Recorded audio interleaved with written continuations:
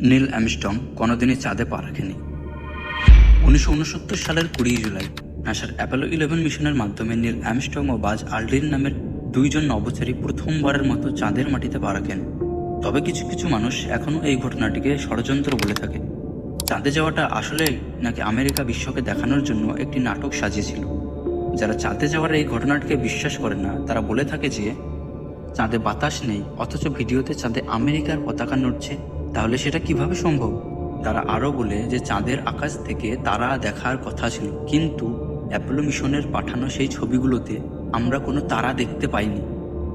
তারা আরও বলে যে ল্যান্ডিংয়ের সময় চাঁদের মাটিতে বড় গর্ত হয়ে যাওয়ার কথা ছিল, কিন্তু সেরকম কোনো গর্ত আমরা দেখিনি। আবার অনেকে বলে সোভিয়েত ইউনিয়নের সাথে প্রতিযোগিতায় জেতার জন্য এই ষড়যন্ত্রটি করেছিল। এতক্ষণ আমরা দেখলাম এর কিছু নেগেটিভ দিকগুলো, এখন আমরা দেখব এর কিছু পজিটিভ দিকও আছে। যেমন অ্যাপোলো মিশনে করে নিয়ে আসা চাঁদের পাথর আজও পৃথিবীর বিভিন্ন গবেষণাগারে রয়েছে। তাছাড়া আধুনিক টেলিস্কোপ দিয়ে এখনও চাঁদে অ্যাপোলো মিশনের ল্যান্ডার ও পদচিহ্ন দেখা যায়। তাছাড়া চাঁদে বসানো রিফ্লেক্টরের মাধ্যমে আজও পৃথিবী থেকে চাঁদের দূরত্ব মাপা হয়।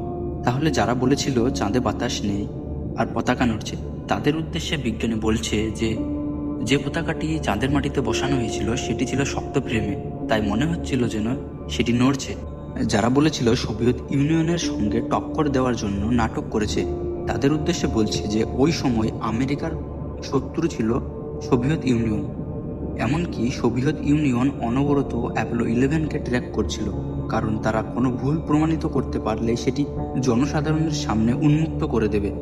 আর ল্যান্ডিং মডিউলারের ওজন ছিল খুব কম এবং চাঁদের মাধ্যাকর্ষণ শক্তিও পৃথিবীর তুলনায় অনেক কম। ঠিক সেই কারণেই চাঁদের মাটিতে বড় কোনো গর্ত হয়নি। তাহলে সবই যদি ঠিক থাকে, তাহলে মানুষ কেন এই ঘটনাটিকে আজ বিশ্বাস করতে চাইছে না? কারণ হলো পৃথিবী থেকে চাঁদে যাওয়ার এই যে ব্যাপারটা, এটি অনেকটা স্বপ্নের মতো। ঠিক এজন্যই মানুষ আজ বিশ্বাস করতে পারছে না। আর তাছাড়া 1972 সালের পর আর কোনোবারই চাঁদে যাওয়া হয়নি, তাই মানুষের মনে সন্দেহ আরও বেড়েছে।